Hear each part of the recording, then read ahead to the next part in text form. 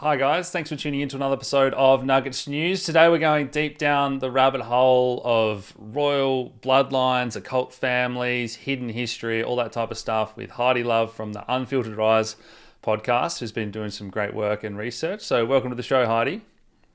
Thank you. Thank you so much for the invite. I'm happy to be here and happy to talk about some weird stuff, right? Yeah, and we'll get The into you. nicest cult on earth.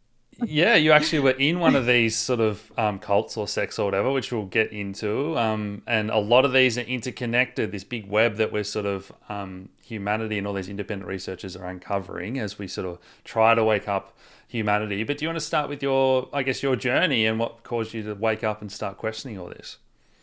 Sure. It was a weird one for me. So I don't know if you know, but I'm a registered nurse. And so for the last, since 1999, I've been a registered nurse. So that tells my age a little, but that's okay. And I, like I was in that very deeply. And then all of a sudden in 2020, I was like, whoa, whoa, whoa, whoa, what's happening? This doesn't seem normal, Yeah, right? We're not doing this. yeah, And I was already getting out of Mormonism, which is what I'm an ex-Mormon. I'm from Utah and I live in Utah still. And I was born into this. Yes, I was a Mormon for a long time because I stayed in, and that's my little joke. I love the Mormon people. They're actually super nice, but they are very oblivious to things that are happening on an upper echelon level only. And so, as was I. And I was very incompetent and naive at that point in 2020, but I knew one thing, I knew medicine. And I knew this was not how things happened. And I decided to risk my job, risk everything, my livelihood. I bought a camper in case I had to live in it. Like things got really serious at my house because I wasn't going to do that. And I decided I would go live in the mountains before it came to that. And yeah, for real, like I just was done. And my family thought I went crazy. I mean, I get it. Like I would have thought that if it was 5 years before, yeah, but I just knew something was wrong. Like I've always believed in God. I've always prayed a lot. Even when I was misdirected, I think God still knows who we are. I don't think he's like, oh, that Mormon over there doesn't know any. I mean, come on, it doesn't work like that. And I think that I just had enough prayers maybe to be led in that direction. And my husband as well, he was lucky. And he was actually really thinking about going ahead because he was really worried about his job and he's been there for a long time. He actually works for an Australia.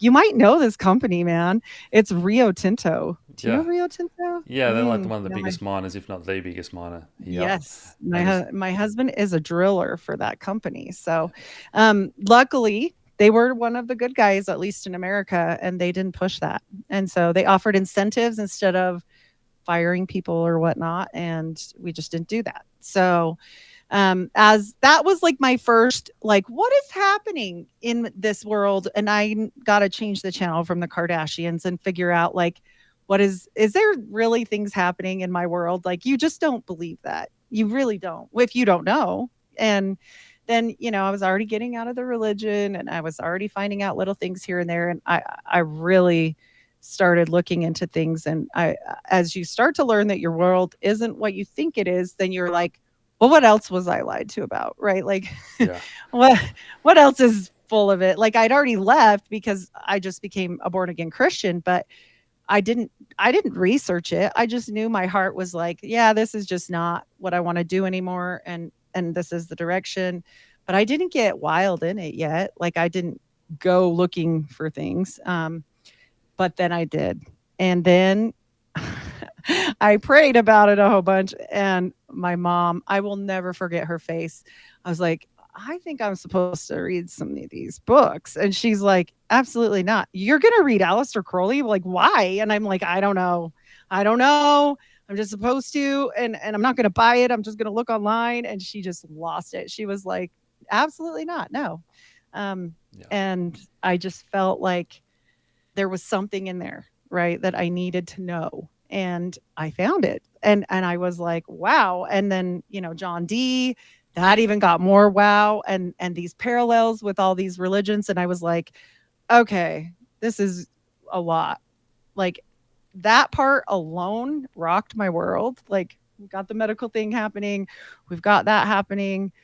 And I'm already spinning. And then on top of it, you start to learn about, you know, the the good old boys club, right? You start learning about like this upper echelon stuff, and you're like, yeah, I'm just crazy. Like this has gone really far. And luckily, I just kept reading books and I didn't lose myself completely because like even Nietzsche went crazy, right? Let's be real. Yeah. I mean, we have to be careful, right? Yeah.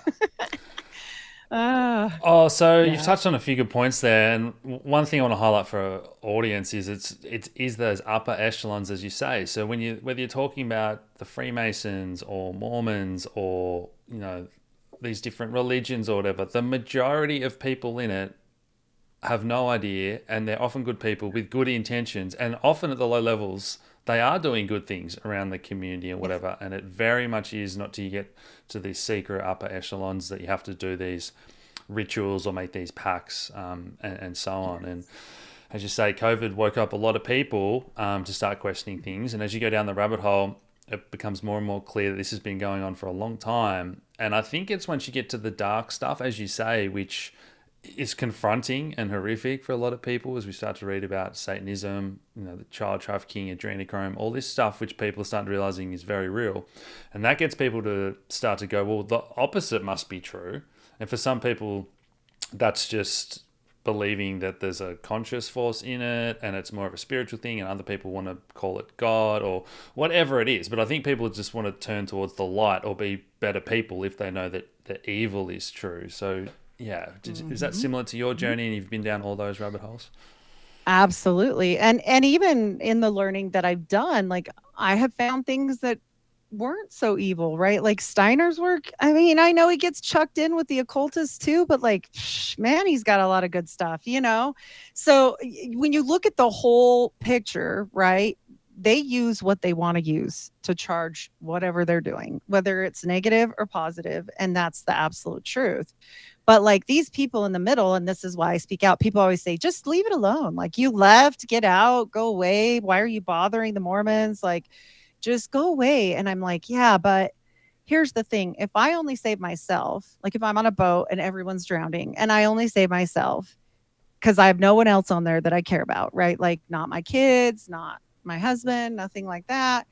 Like, is that really a good thing? Like, are you really happy with yourself at that point? And I just am not. And I am not that human being.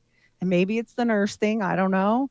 But I've always been that person that probably would have died saving everybody else. Like, and just that's just what it Yeah. is. And so I don't want to leave a bunch of people doing things that they don't understand.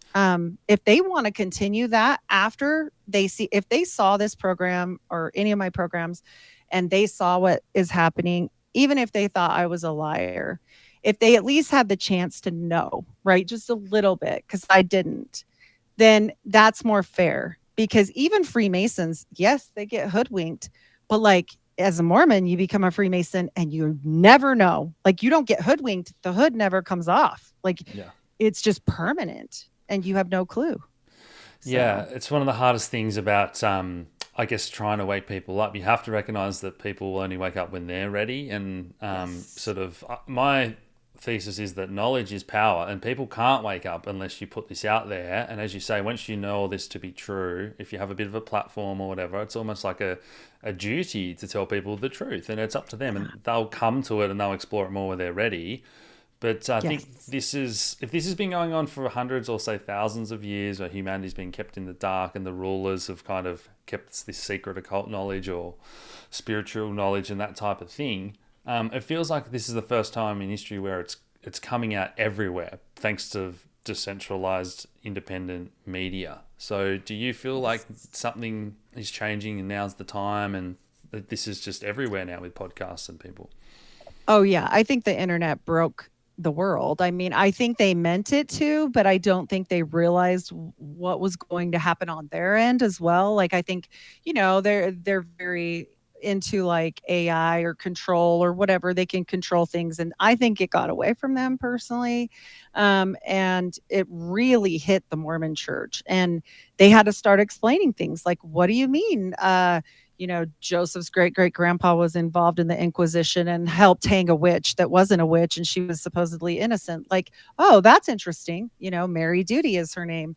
And that's interesting when you say, wait, I thought these people were from the burned over district, nowhere near Massachusetts. Well, no, they're from Topsfield, Massachusetts originally, which is very near Salem and very involved in all this stuff. So, when you look at that with a different eye, right? Like if you know that there's witchcraft in this area and that there's some things that are weird in this church, it makes a lot more sense if you're like, oh, maybe grandpa taught him ABCD, right? Because we know alchemists were really behind a lot of the witch hangings because they knew some things and they didn't want it getting out. So, we get back to that light dark power shift, right? Like who's holding the key, and it's always about the key.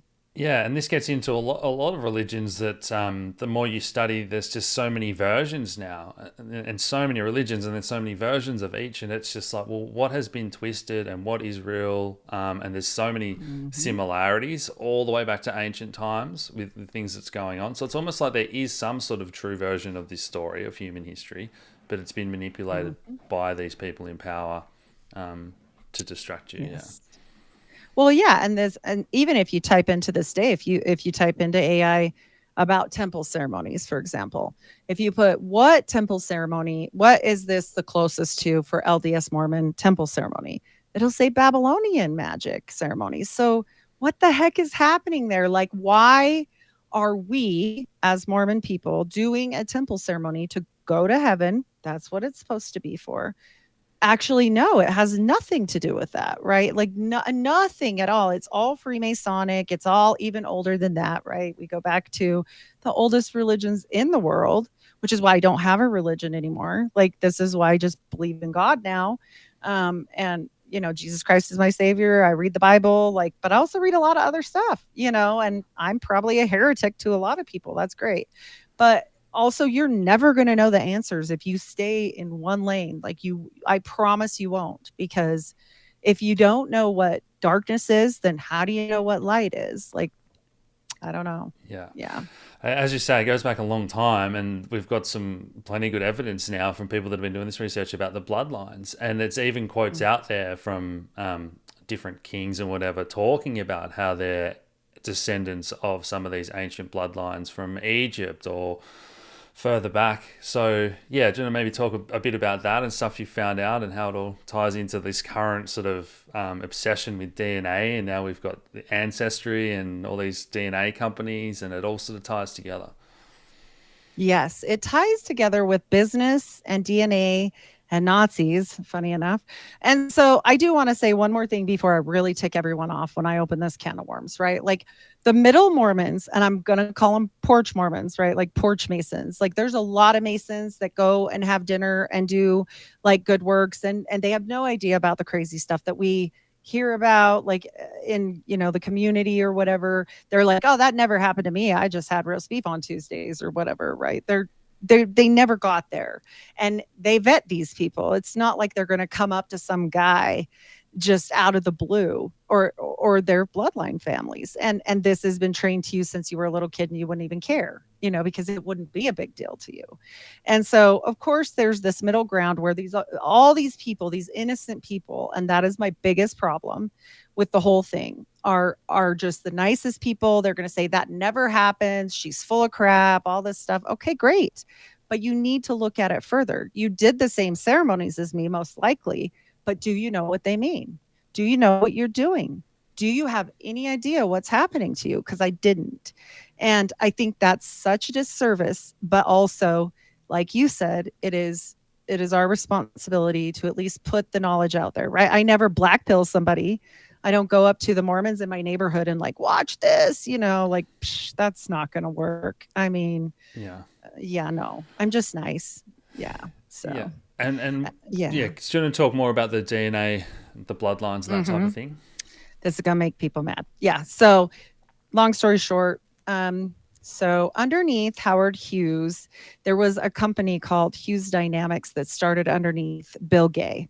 And Bill Gay is a huge piece of this Mormon puzzle. He was a Mormon. He was his very close, they call him his nursemaid, but that's just not true. I mean, he was running his Summa Corporation. He was a president on that.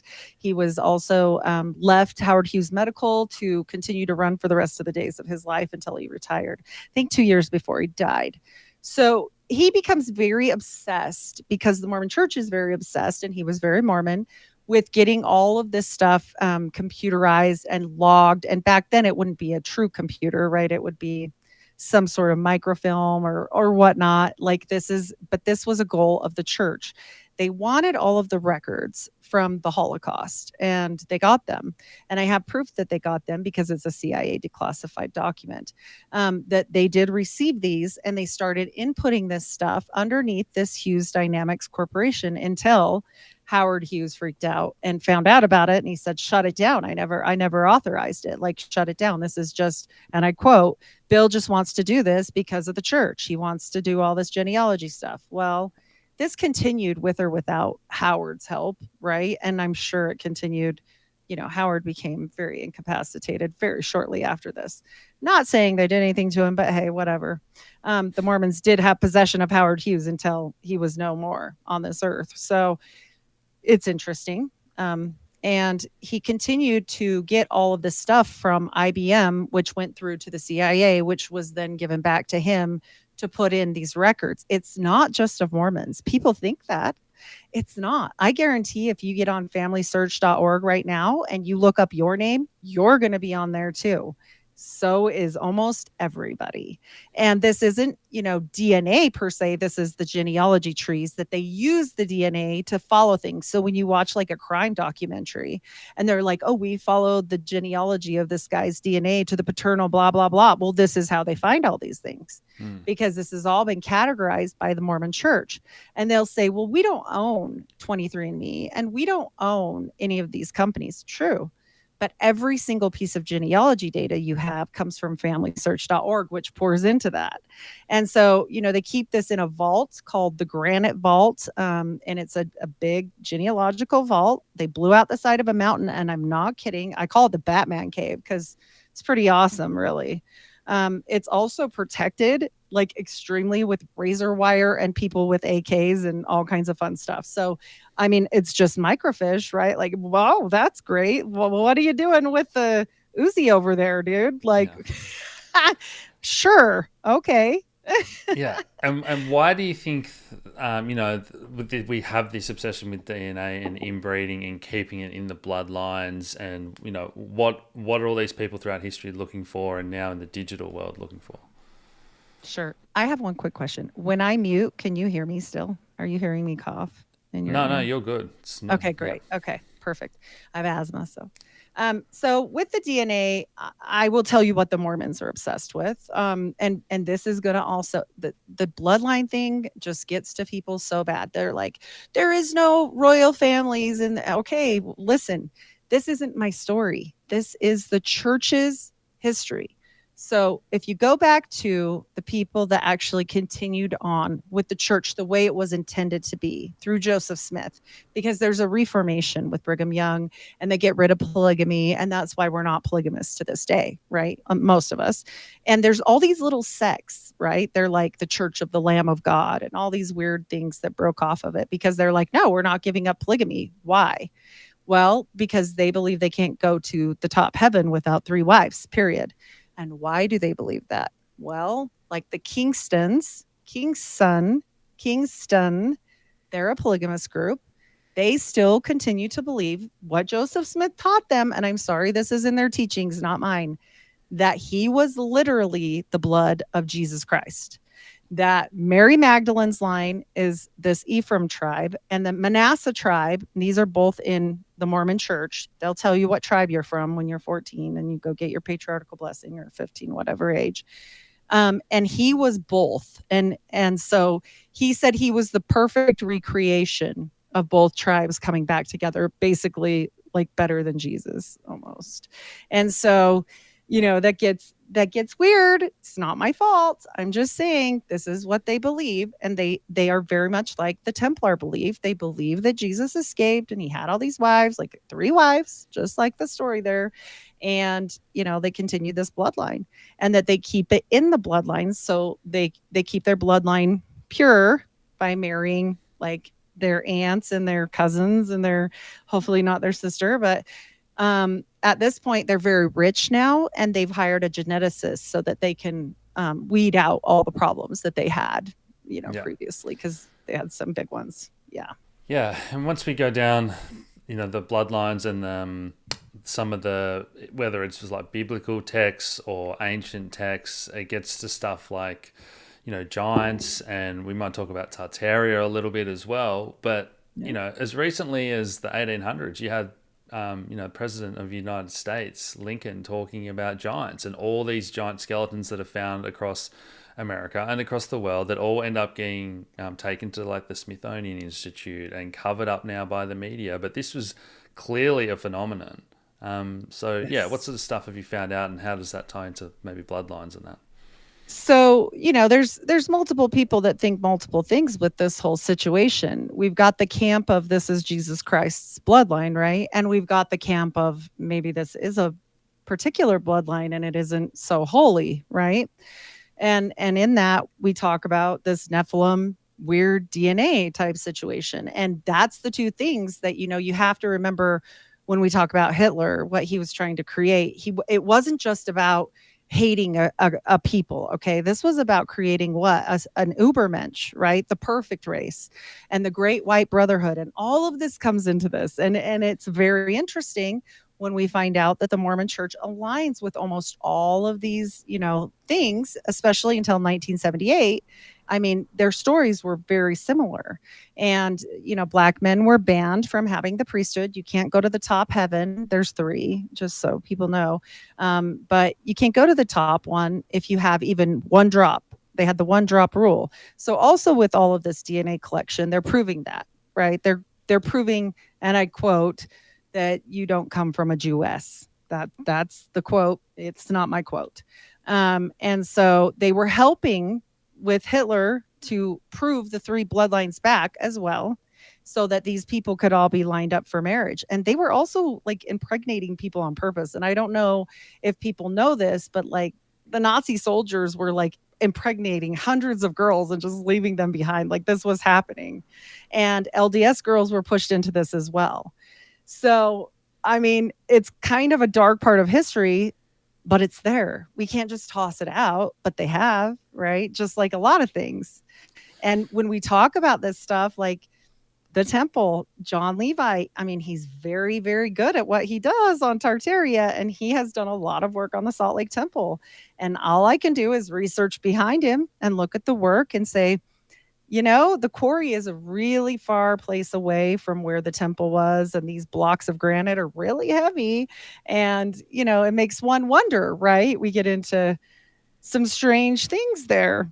And he just says, I mean, there's 4 levels down below where you wouldn't have levels on the temple. There's a whole tunnel system grid. I've done shows about tunneling underneath Salt Lake City and how it's connected. And guess who runs those tunnels? The church. The church has their own secret service that runs that. And they admit that they use them. And so it's not like a big, huge secret. You just better not go down there. They do have guns. I don't know if they're as big as the ones at Granite, but they're there. So I certainly wouldn't want to go there. But unless you have, a reason to be there and you have a pass to go through, you're not supposed to be there. And they're quite big, We have a lot of strange things here in Utah like that. And including, the other Area 51 for Utah. I mean, it gets weird here. We've got the desert, but we also have the mountains, and we have a Dead Sea, a big salt lake that is the closest to the actual Dead Sea in composition to anything else in this whole world, except for it's even a little bit different. It's even a little more special here with what's in it. And so it's like almost comparable though. That's just a fact, like a geographical fact. People can look it up. Yeah, the Tartaria rabbit hole is a fascinating one, particularly with the focus on the underground tunnels and whether or not that the layers that are found, levels that are found under mud floods and that type of thing. But everywhere you sort of go in this web, it seems to be tied to tunnels, whether it's under the Vatican or throughout Washington DC and across America, as you say. Even here in Australia, some of these Tartarian-looking buildings, once you have eyes to see, they appear to be everywhere. So it's what were those tunnels for? Is it just for trafficking, or was it for the rituals, or a bit of both? And it wasn't like traffic was congested back then, or whatever. Like, so it makes you wonder, like, who built these and why were they built and that type of thing. Well, they're Masons, the Masons were here, and Joseph Smith was a Mason. Brigham Young was a Mason. They admit this now. They're very clear about it. And they're, with Joseph Smith, I can't prove on Brigham Young, but I can prove with Joseph Smith, he's into the occult. There's occult, sigils and different things that he had in his possession that were definitely occultic. So we're talking about people that are involved with who, right? Like, of the day. And then you've got them going and pushing, and I know this for a fact because this was my family genealogy. They're pushing this weird bloodline situation back then. And this is where I lose people all the time. I'm going to be very clear. My bloodline is very strange. Okay. It's all these weird, like the House of Bourbon and all these people like Marie Antoinette. And I'm literally related to the King of England today, So when we look at these houses, and this happens through Henry Talbot and Stewart is the last name. And he's like this supposedly son of the king that's a bastard. And I don't know for sure if it's real, right? And he ends up in South Africa. And this is my direct family member. And this guy becomes a Mormon. Okay. And then he comes here and he's just here as a poor farm. Like, it doesn't make any sense. And I'm not saying Joseph Smith was a king. I told you the story. He said he was bloodline of Jesus. That has nothing to do with me. It has nothing to do with actual royalty, I guess, if we want to say that. People have said there is no kings and queens. Look, I'm just talking about history in the books as it's been written. I don't really care. I just know this. I don't know that you would go and hide somewhere in Utah and be a poor farmer and all your lineage will be poor farmers like from there on out until a very long time. If you had that kind of a bloodline, like what's going on there? Like, why would that happen? Yeah. But it makes a lot more sense when we get into Templars and Masons and this weird stuff. Like, a bunch of my family was up in Acadia and they're, interbreeding with the Mi'kmaq or the Micmac, Native American. Well, they're not Native American, Native Canadians. They're like the Aboriginal people of Canada. And they're pushing this at this point. They're telling them, take extra wives and make them more white and delightsome so that you can marry these women and make them, this is their words, white and delightsome. But also they know that they have magical blood. They know that they know some magic, like real magic, right? And they're bringing these things together on purpose. I mean, they admit they do, but they just don't admit why. It's weird. And this all ties into kind of like a reset or a mud flood, maybe say 200 years ago, and it seems to be that America and Australia and that were really repopulated at the around 1800 kind of thing. A lot of that evidence with the ancient structures. I think, is there more pyramids across America than even in Egypt, and some of these statuaried and the Grand Canyon being off limits and some of the ruins that have been found there. So yeah, how much of that have you researched? Oh, yes. And not only that, but the Mormons mentioning that Quetzalcoatl was Jesus Christ. So, I mean, like, I didn't write the book, right? Like, they want to come at me because this stuff is all buried, because I have to explain, look, when there's ideas in the Mormon church and they change, because with each person, that's why they're not Mormon anymore. They're Latter-day Saints, because this new prophet, seer and revelator, who's 100, who's a Skull and Bones member of the University of Utah, which we can get into in a minute. But this guy, he doesn't like the name Mormon, but the guy before that did. He was like, we're Mormons. Like, so they're always changing everything. And when they do this, there's all these books written underneath whatever prophet, and they're like, gotta X that out. So it goes onto a shelf, right? And all the things so-and-so said, and it becomes the Journal of Discourses. So it'll be the JOD. And people will say, well, that's not true anymore. We don't get a Kolob anymore, which, by the way, mean, I think they should have just kept with that, but whatever. They probably have more converts if they let them have their planets back. Psh, I, I'm teasing, but Yeah, yeah, it's all these wacky things that people have said in the past that seem completely crazy until you start studying the occult. Because when Joseph Smith said there were people that lived on the moon, 6 foot tall Quakers that lived on the moon sounds insane. Brigham Young said there were people that lived on the sun.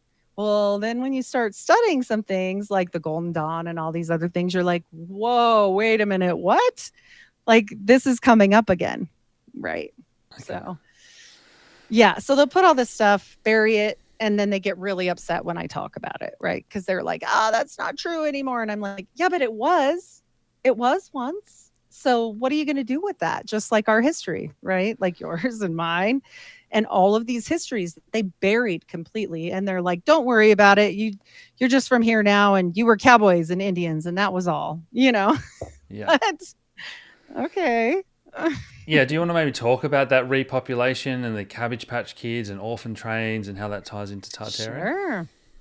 So I go down a completely wacky place with this, and I don't think it's wacky because it sent me there with this whole DNA, checking into this whole family search org and all the things with the 23andMe and everything that way. And then I found stuff on these cabbage babies, and it sounds weird. I'm not talking about the Cabbage Patch Kids. However, that's a fascinating tie-in. If anybody does want to go down that little rabbit hole, it's interesting.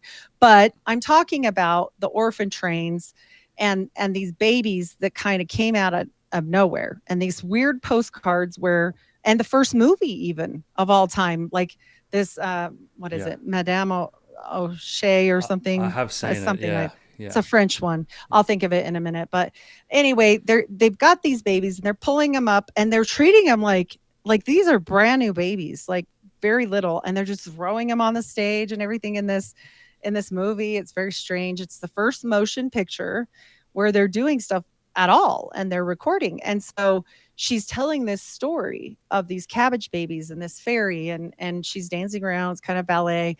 And you're like, what is happening? So I started looking into it because I thought, well, surely this can't be that, like really, okay, how many could there be, right? Yeah, people died on the way over, whatever, you're full of it. That's usually how I end up researching something. So I'm like, you're stupid, like that's not true, yeah, yeah, yeah, yeah. and then I'm like, oh, I'll eat the crow. But I mean, when you ask somebody how many orphans rode the orphan trains while they were going in just America, do you already know the number? Just No, take a guess. oh, Okay. tens of thousands. Yeah, So 250,000. yeah, So when we talk like that in those numbers with the population as it was back then, and all these kids that are like working in factories and they're homeless like newsies, like all this stuff is based on it, right? These kids are just in the street because we don't know what to do with them. We're putting them on trains. We don't even know what to do with these kids. However, in Coney Island with the World's Fairs, we've got these doctors now suddenly that he's really not a doctor, but whatever. Dr. Martin Cooney and Coney. Anyway, whatever. Yeah. Okay. He studied under a French physician, but he really isn't a doctor. Again, with the French business. And so he decides, oh, well, we have all these kids we don't know what to do with. So now we're going to save the babies that naturally would have died of natural selection because they're preemies. Why? Not trying to be crass. I'm just saying we have this problem. There's 250,000 kids running all over. And why are you doing this now? And then you're giving them away, right? At these fairs. Like, yeah. oh, instead of a stuffed animal, here's your brand new baby. That seems really strange. So we're going to add another 8,000 babies that we know of that he supposedly saved. Okay. So where's the moms for 8,000 kids? Because I just have a question. As a mom that has birthed 4 children and raised 6, I can't see too many women just being like, psh, whatever, and just keep having babies. And you can only have one a year. I mean, let's be real, unless they're twins or triplets. And then we're really talking bad odds at birth and the whole 9 yards. So, and prostitution, it doesn't explain it all because you're still talking about one woman per year giving birth. That's it. Mm. So they want to explain it away like that. And then you start seeing these movies, like you start seeing like Princess Bride, and you got a farm boy. But where did he come from? And where are the farm parents? And why are these kids all over? Right? Like, what is happening here? And it's all over in our like little movie things. They're kind of telling you without telling you, And that that's this happened. Yeah, and that's Yeah. what's interesting with Tartaria, that some of these photos and postcards and the buildings and the population at the time, and then you've got the dirt streets. There's no way that the official story is It's correct. But empty. what's your Yeah, theory they're on where these empty. babies come from? Is it, underground and some of the darker stuff Oh, that's maybe still happening today, or where do you think all these babies were coming my from? theory is really creepy and weird. So, my theory is this. Look, we add to all those weird situations, which, by the way, William Loring Brace, who started the orphan trains, he was a secret society member. They won't actually tell you which secret society, but it said he was a secret society member. He was also a spy, but he was a pariah. Apparently, I've been told I was wrong. He's a pariah. Well, that pariah was a spy in a secret society. So he's running that whole situation. And granted, he did a lot of good things. I'm not saying he didn't. I'm just saying he's in the club. He's doing that business. We've got Cooney over here doing this business. And in the meanwhile, we have all these weird people collecting these things called pickled punks. Have you seen this before? No, no. Oh boy, the pickled punks. You can still see them. They are quite real. And the kings and all these people, especially Russia, they really like them. They would collect them, and they're the most messed up babies in a jar you've ever seen. Have you seen the picture with Leonardo DiCaprio Okay. holding the baby Yeah, I in the think so. jar? I'm with you now. Yeah, I Uh, wasn't sure. I yeah, wasn't sure. I didn't know that's what you're they were good. called. Yeah. Yeah, so we've got these babies, and I think, well, maybe they collected them, and there's like 5,000 of them, right? These numbers are what get me every single time, and this is the admitted numbers. Not, I mean, we have no idea. We just know this is what's on paper. So these people, especially the kings, and these are still in museums today, so people can check it out, had upwards of 20 to 30,000 pickled punks in jars. And these are like full fetuses, but they've got all these really weird, random disease. Like they do not look like normal humans. Okay. They really don't. And I've seen babies in formaldehyde, and I know that sounds horrible, but they don't change that much. Okay. Their skin peels and different things, but your nose wouldn't be completely different or whatever. Like, yes, some could be birth injuries, but some of this stuff is wild, wild looking. Okay. And I mean, you just look at it and then you put together with this RH factor that pops up, right? First and only time ever in the whole wide world where there's another blood type introduced into society ever. It never happens again. And as a nurse, I find that fascinating. I'm sure as a pharmacist, you're like, what is this? Yeah, Robert Schaefer's done some amazing work. You've seen his research then about the different bloodlines and that sort of I stuff. have not.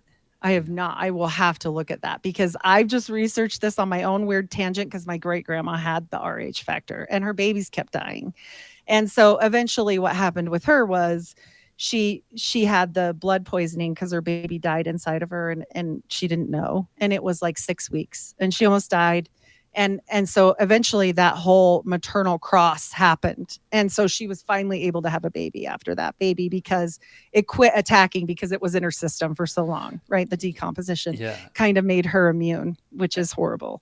And Um, for people at home that don't understand what we're talking about, so when you've got your blood type A, B, or O and positive, negative, we're talking about the Rhesus factor here. And so if a pregnant mother has a different opposing to the baby, you get that antigens, they're attacking each other. And so something like that wouldn't normally happen through natural selection. It would be quickly bred right. out of a population. So this suggests it's very unnatural. And how is it still so common today? And who are okay. So that grandma that I mentioned, she's from that royal bloodline. And I find it fascinating because if you look up the royal bloodline today, the House of Windsor is who I'm speaking about. You will see they carry their own blood with them everywhere they go because they are rhesus negative. And they are quite open about it. It's in newspaper articles, like they can fact check this one. This one's right out there for everybody. So I just find it fascinating that is the one and only time. Like when we talk about mutations as medical people, this happens, right? Like the 2020 business, and they're always like, it mutated. I'm like, it's supposed to. Like, come on. Like, this is normal, like, yeah, big deal. Like, it mutates better, it's less, and pretty soon it will be a sniffle and you won't know. Yeah. That's what it's supposed to do. And so it's supposed to do that with other things too, but it didn't. It only did it the one time. And the two things that came out of that, and it's 1947, don't quote me, I'm pretty certain when this all started out, is this Rhesus factor comes, and then the golden blood, right? The Rhesus null. And those people are like the most rare blood type in the whole world. And that's where there's nothing. And so that's the only time ever in history where we have this big change. Well, why did that happen? Right. So my thoughts are, and I get really weird with this with Paracelsus. Look, and by the way, Paracelsus had a whole community. There was a whole Paracelsus dedicated, not museum, laboratory, maybe the best word, society here in Salt Lake City. And they stayed here for quite a long time until they shut down. So I find all that really weird and interesting, right? And you get into homunculus and you get into these weird things, but then you also get into test tube babies. And we know, and I'm not saying every test tube baby is this creation. I'm just saying any technology that they have that they give to us, which happened in 1970, finally was the first, test tube baby, has been around a long time before.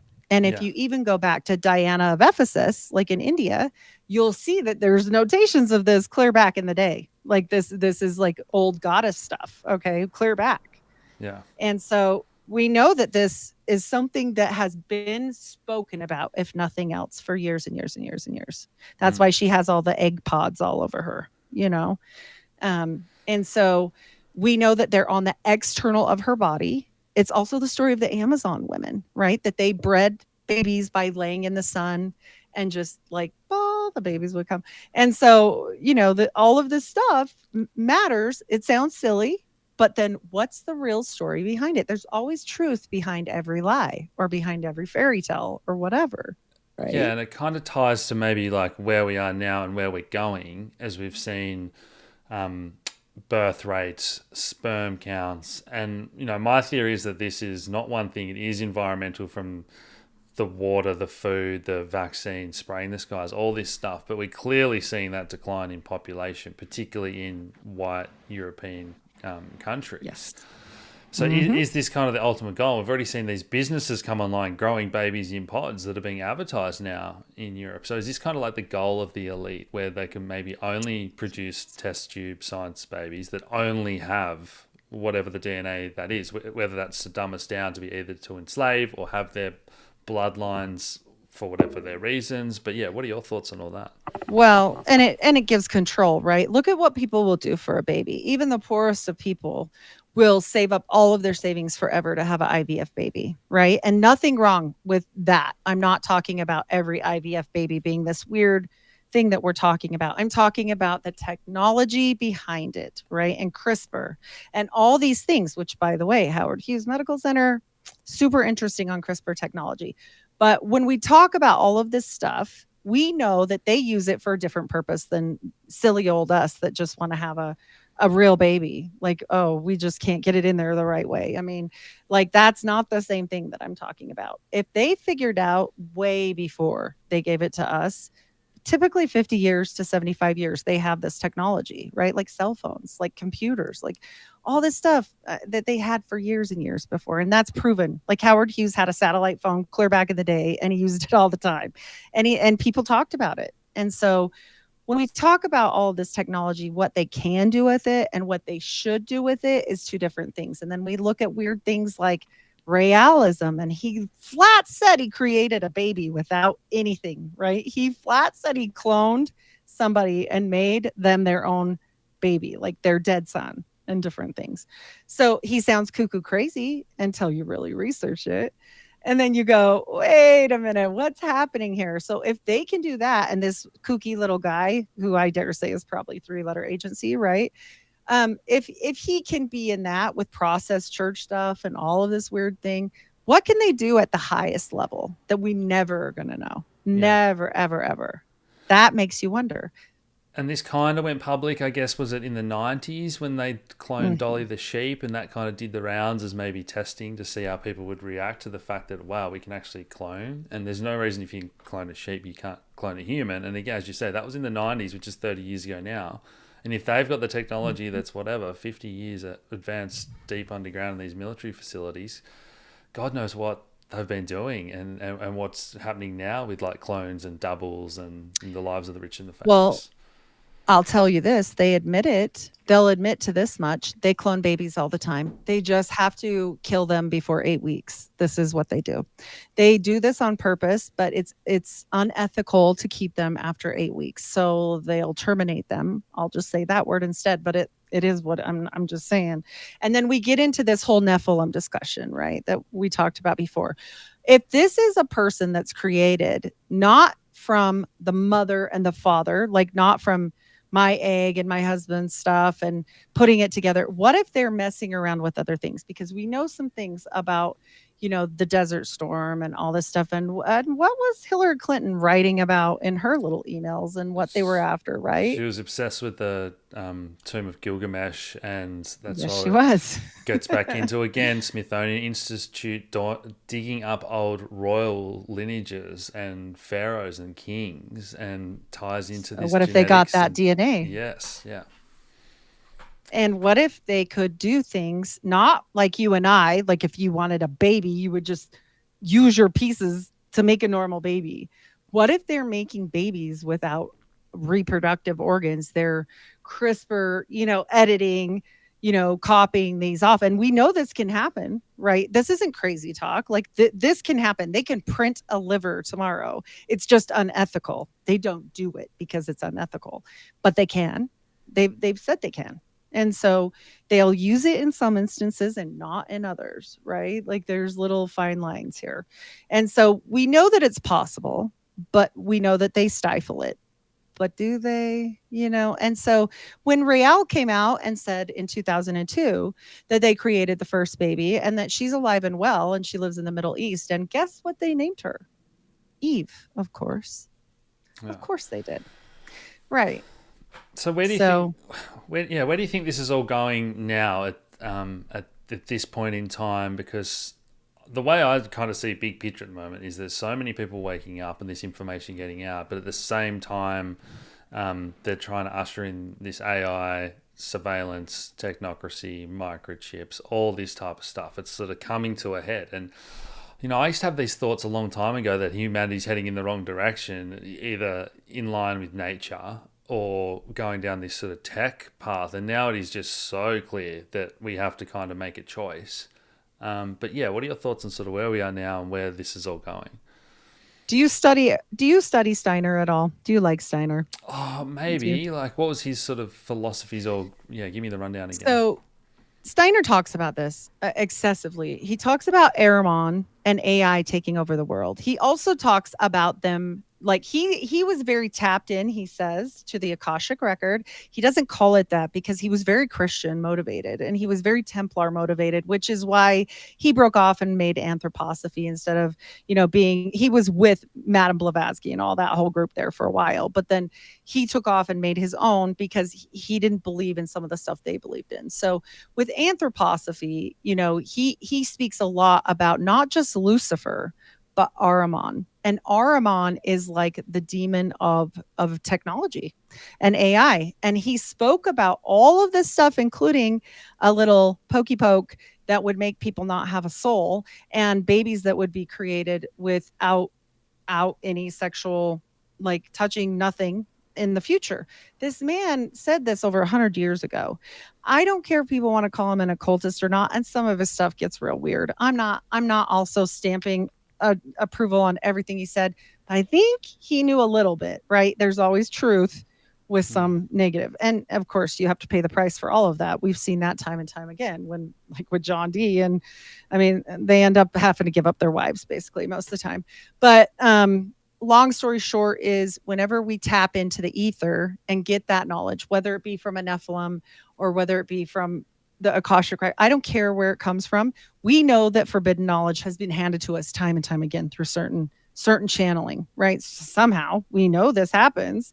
And so, time and time again, this has been talked about with AI, with exactly what you're talking about, with procreation that's very controlled, with, the great, we get into this again with back to Hitler. Like, I hate to bring him up because people get so upset, but look, he was trying to create something that I do not believe died out. I don't believe it went away. I just believe they took it underground and they're still doing the same agendas that they were doing. They want to create something perfect. But in that, does it have a soul? I don't know. I don't know if that is created without true, like, if it's replicated instead of like real, like my egg now in this world that we're in, instead of a print, like a 3D printing, right, of my egg 50 years from now when I'm dead. I don't think that's the same thing, Yeah, that's an interesting topic, isn't it? And again, the whole German World War II thing is a rabbit hole, and there's so many layers to it, and that's not what we're told from the mainstream. But once again, those higher ups, we know the worst of the experiments from the SS scientists, Operation Paperclip. A lot of them came to Australia. I'm not sure if you know this. I've got an episode that I want to do soon about how many of those officers came to Australia, which is crazy. I did not. Yeah. Really? I'm going to write this down. And also about the, what was the guy you talked about that does a lot on the Cabbage babies and DNA? Robert Schaefer. I'll have to look him up as well, because this is just my own brain going crazy.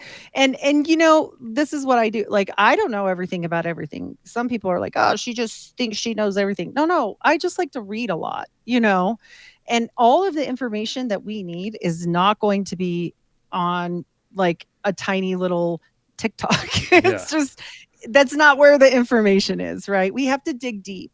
And when we're digging deep, sometimes we find things that we don't even mean to find. Like all of the Howard Hughes stuff, I didn't know Mormons were even more than nursemaids to him. And then it just never stopped, right? Like it went into JFK and it went into seances and it went into all this weird stuff that I was like, whoa.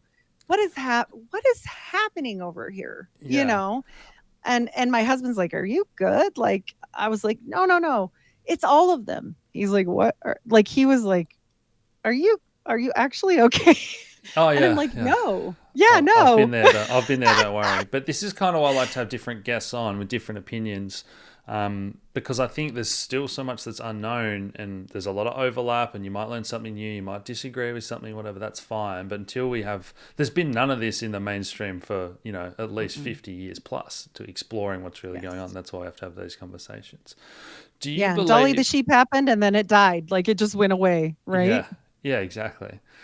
When you're talking about tapping into Akashic records, or I've been trying to tell people that I think it's both good and bad. You can get positive insights from meditation or psychedelics or whatever it is, and these occult, whatever they're doing, can get negative insights to gain more money and power and knowledge for over humanity as well. So it goes both ways. So would you agree with that? And is there anything interesting you've read about in that space?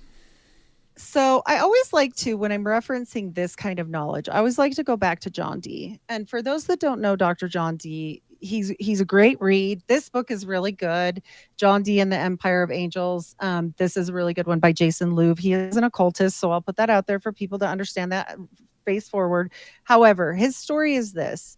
He was, basically just helping. He was never part of the court for Queen Elizabeth I, but he was always there, and he always told her things, right? He helped her, but he was never named anything specific, but everybody knew, he kind of helped her, and he was her spy. That's where the first 007 comes from. But he was tapping into this ether that we're talking about, right? He was talking to what he believed were angels. He was a pious man. He loved God. All of the things, but he was super smart, and he got to the end of the knowledge and went, I still want to know stuff. And so he started channeling, and this Enochian magic comes from him. And, he didn't make it up. There's no possible way. It's too complicated, honestly. And if you talk to anyone that practices it, they'll tell you it's one of the most dangerous magic to practice, period, because it comes at a heavy cost. And even for him, who was like the first one to even try to do this, and he spent most of his life doing this, and gave up his wife for this, because at some point it wasn't so benevolent, right? And the angels said, you should swap wives now. At that point, I think he should have been like, time out.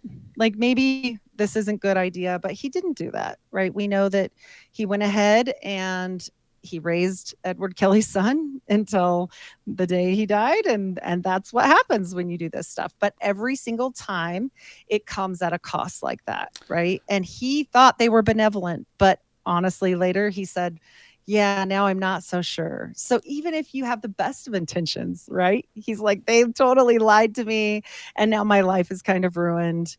And Well, yeah, this ties into so MK Ultra as well, and we continue to see, once you go down that rabbit hole, the sacrifice you have to make, or whether it's the celebrities just openly saying, sold my soul to the devil. But then you often see a close family member or the firstborn, killed. It happens time and time again, or all the kids are yes. trans of the Hollywood families, and there's some as you say, there's always a sort of price to pay. Oh, yes. And funny enough, you mentioned that Faustian bargain. Joseph Smith, his father's firstborn son died just before he received his great knowledge. And then his firstborn son died, and he named him after the son that died of the father, both named Alvin. But also, that baby of Joseph Smith, the founder of the church, was born severely deformed.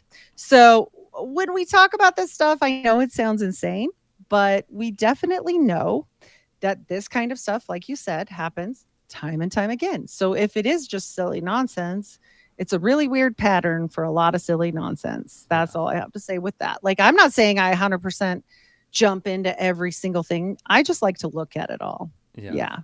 It's fascinating.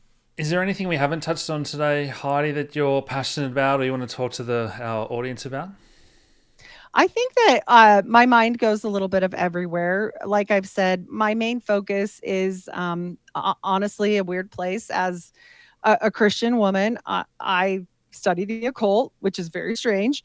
I study the parallels. I break things down for people. That's a lot of my work. But also, I go off on these little strange tangents sometimes, like the cabbage babies out of nowhere, Yeah, just because it's interesting to me, right? If anything like that is interesting, I kind of want to figure it out. That's kind of what it is. And I don't know what it is. I just know what I've figured out so far.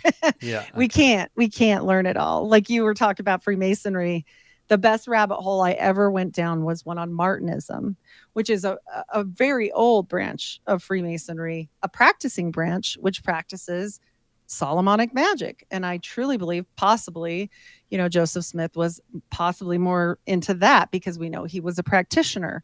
I tried to go down that rabbit hole. It's never going to happen until the day I die. I could study every single day. I will never know it all. There's so much stuff. yeah, So, my point being for people to get some passion. It doesn't have to be about Mormons or my silly thing or whatever this is. Let it light something inside yourself, because I feel that we all have a piece of this gigantic puzzle, right? mm, And we're supposed to talk to each other. And if we all really stopped pretending like we all have our crap together so much, because we don't, none of us do. yeah, And we talk to each other and support each other. And even if you're like, that lady's super crazy, like just even listening, maybe your study is going to be something else down here, over there, and always lifting up, not pushing down, mm, right? That's super important because they want us to be trapped.